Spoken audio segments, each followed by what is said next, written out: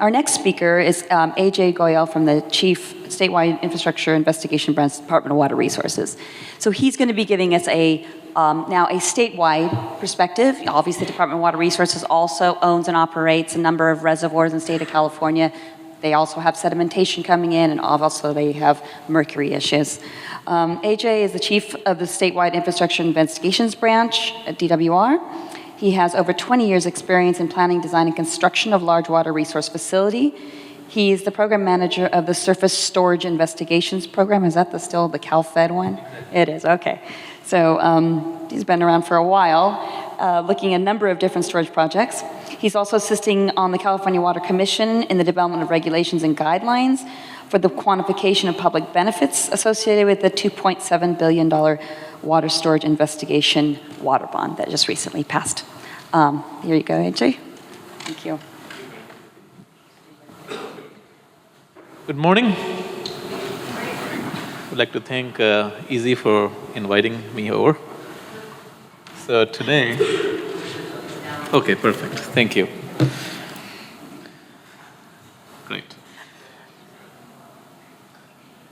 A couple of weeks ago, when Easy called me about this presentation, I called my friend Greg Thomas from NHI.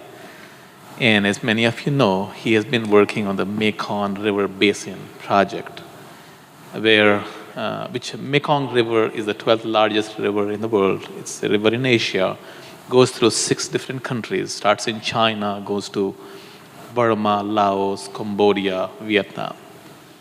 And at this time, they're planning some 130 to 140 dams on that river. Out of that, 30 are in construction. So Greg's charge is he's working with the governments of these 6 countries in having them plan in some sediment management methods in planning those reservoirs. So some of the stuff I'm going to share with you today is a result of the discussion I had with Greg. As we all know, we have 1,400 dams in California, and they provide multiple benefits, primarily improve our lifestyle. And the benefits they provide water, reliable water supply for municipal agriculture use, provide water for ecosystem, and they generate hydropower, provide recreational opportunities, and also provide flood control. So as we have sediments filling the reservoirs, we're going to lose storage capacity. And these sediments, actually, it's a very complex process, and it varies by watershed, how the sediment is transported, how it's settled. So it varies from dam to dam, and the size of the dam, and the geometry, the topography, the valley where the dam reservoir is located. So it's not same for every facility. And on average, as Toby mentioned in his presentation, we have about 22,000 acre-feet of sediment settling in the reservoirs in the state. And there was another study I had looked at where worldwide we are getting about 0.5, we are losing 0.5% of storage to sediment. So if that was the rate, then in 100 years, we're going to lose 50% of the storage capacity worldwide. That's a major loss we are talking. And looking at, say, 22,000 acre-feet, then some math while I was sitting in the presentation previously, is in 44 years, we will lose about 1 million acre-feet, which is the size of Folsom Reservoir.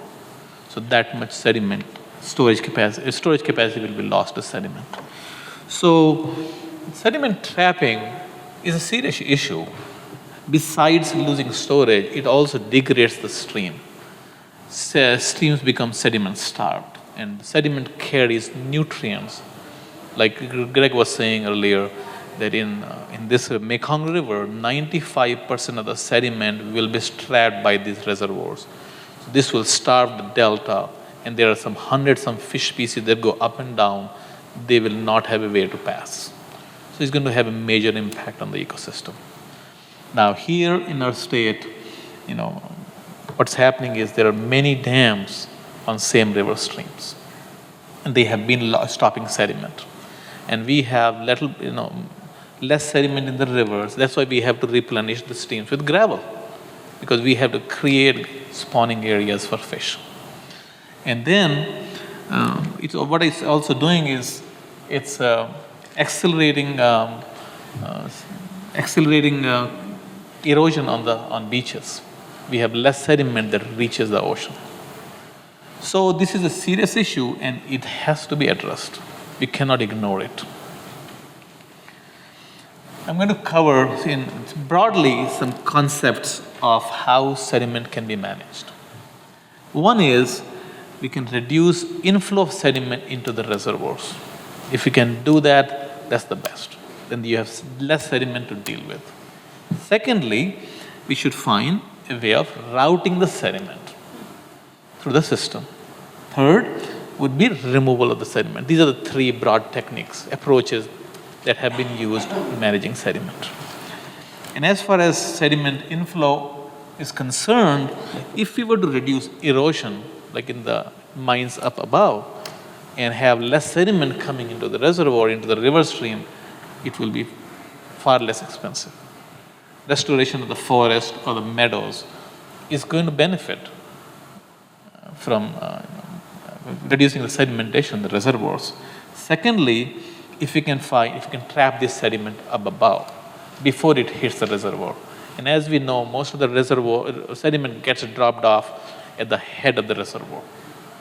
Just to give you a thriller here, can anybody guess how long is the reservoir of this largest dam in the world, Three Gorges Dam? Any guess? How long is the reservoir? It's 600 kilometers long. Distance from here to LA. That is the length of the reservoir. So we can imagine, how much sediment load we're dealing with here. And as far as sediment trapping sediment bypass is concerned, there are a couple of techniques here. One is if you can bypass it before it hits the dam. Of course, this requires is geography, so that you can have a weir before the reservoir and then divert it through a diversion channel or a tunnel back into the river, and so it doesn't go into the dam. Second approach will be having sluice gates at the bottom of the reservoir and operating the reservoir such that during flood season you open the gates and you let the sediment out. And this has to be done on an annual basis or on a frequent basis. And third approach would be constructing off-stream reservoirs, like we're talking about Sites Reservoir here. And another approach is sediment removal, and the technique that NID is looking into of hydraulic dredging is a commonly used method of removing sediment. Clamshell removal is going to bring in contaminants back in the river, so that's not always practical. Most likely would be sediment flushing and then hydraulic dredging. What this involves is during low flow conditions, you open the sluice gates and let the river flow through the dam. And when it's flowing at low flow, during low flows, it will open up a channel within the sediment pile in the dam, in the reservoir. Because with the reservoir being built, you don't have a channel left in it. So when it opens up a channel, it will carry the sediment with it. And third approach is dry excavation, which as Emily talked about. And of course, with each one of these methods, you have to figure out ways of dealing with the contaminant.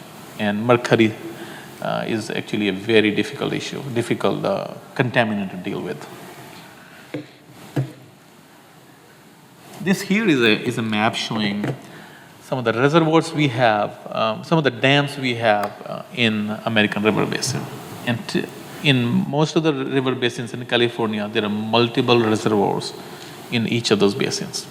For example, in this particular, in American River Basin, we have 17 hydropower dams, in addition to other diversion dams. This is just hydropower.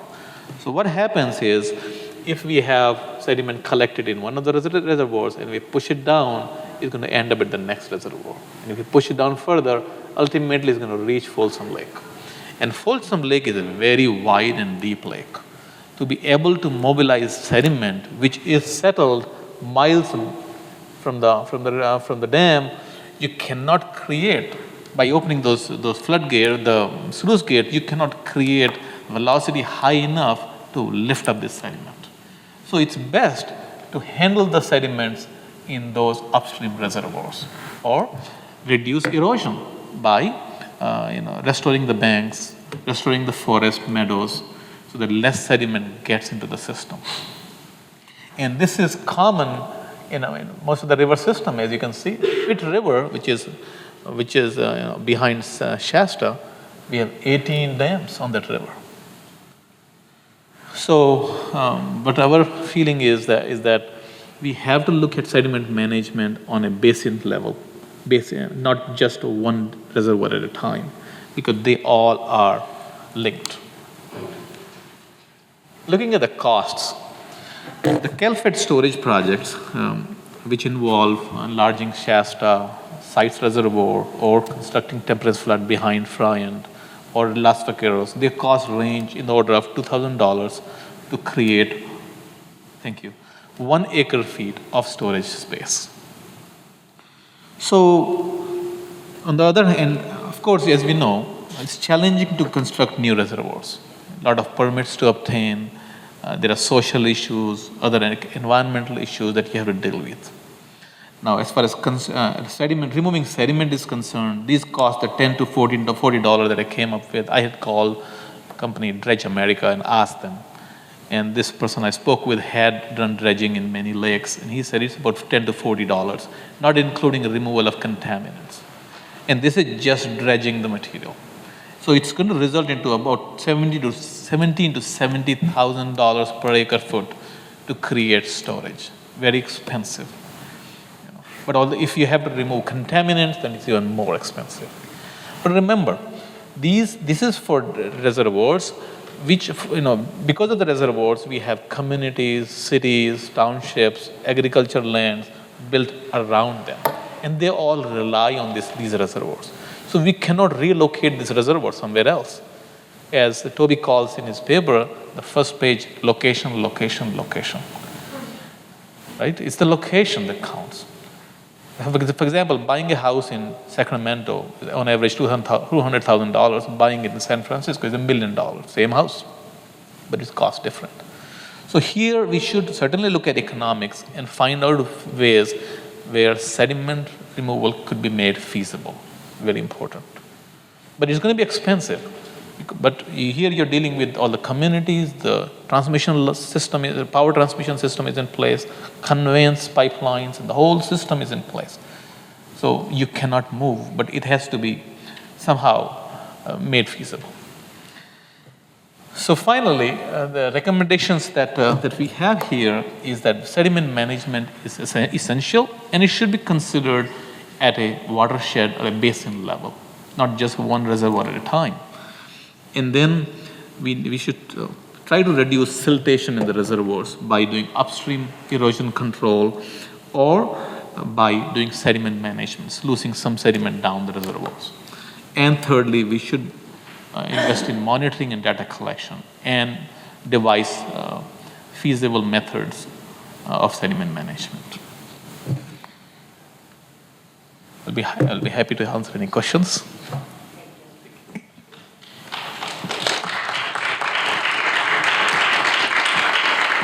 All right, burning Toby? Yeah, Ajay, I was just wondering, can you hear me okay? Yeah, can you hear?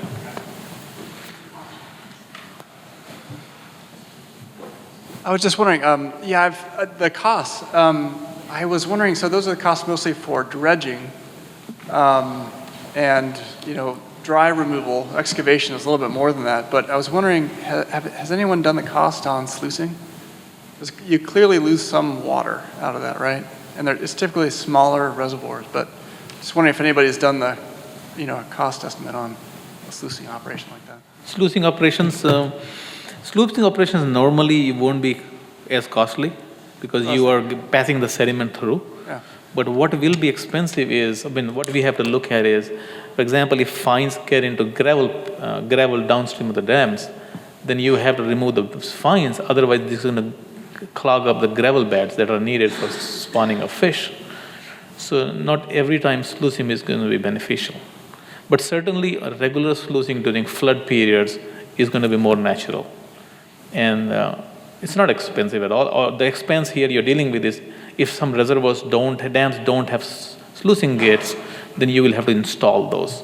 And that can be done if the dam is a concrete dam, but if it is an earth and rock fill dam, it cannot be done. So there are constraints like this.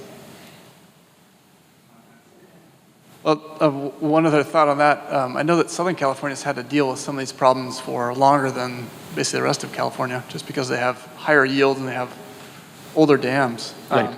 But in some of those places, they've actually paid the upstream dam owners to not abandon their dam, but To block leave the their dam in sediment. place, not take any sediment out, and they give them storage in the downstream reservoirs. Well, that's a nice idea. So it kind of goes to your idea of the basin management. It's a good idea. Well, I have just a quick comment. I think that AJ did a wonderful job of explaining some of the different processes and routes you may want to take to deal with sedimentation. But I think it's important for everyone to understand that it's very difficult to quantify the costs associated with the other benefits Correct. that we're discussing. And I understand, why you come to that number, but at the same time, the costs of not taking mercury out of the system, the costs of not having, Yes. the cost of putting sediment back into streams downstream for fisheries purposes. I mean, there are this complex issue. And, it's really beneficial to have numbers, but I just don't want people to not understand that, like location, if you've got a one reservoir in a small area where that water district finds that it's their only water supply, it is cost effective for them. Yes. It may be cost effective for them. So it's really individualistic when you looking at these different processes. I think we need to explore all of them, but like I said, just keep in the back of your mind, what's the cost of not taking out the mercury? What's that going to cost everybody downstream? Like Toby said, some people will say, just leave it up there. We'll give you storage here, because there's a cost associated with it. But this is really helpful, so thank you. Any more quick questions before we will move on to the next speaker? Okay, thank you very much. Thank you very much.